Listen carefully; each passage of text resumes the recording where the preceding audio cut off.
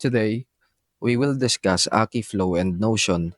The significance of integrating with other apps is recognized by both platforms.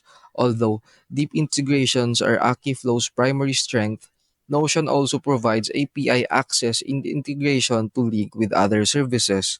Now let's examine the main features of these two platforms. Akiflow is a specialized tool for job consolidation and time management.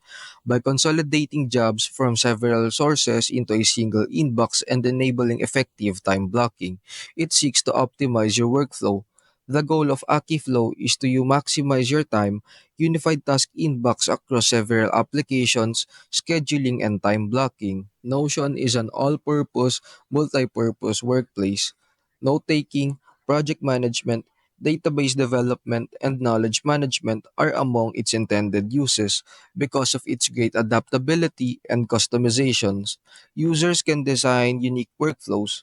Notion excels at building and maintaining information databases. Databases features taking notes and creating documents, tools for project management. All in all, both are intended to increase user productivity but in different ways.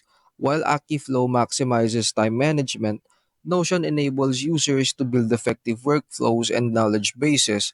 Both are digital solutions made to enhance digital workflows.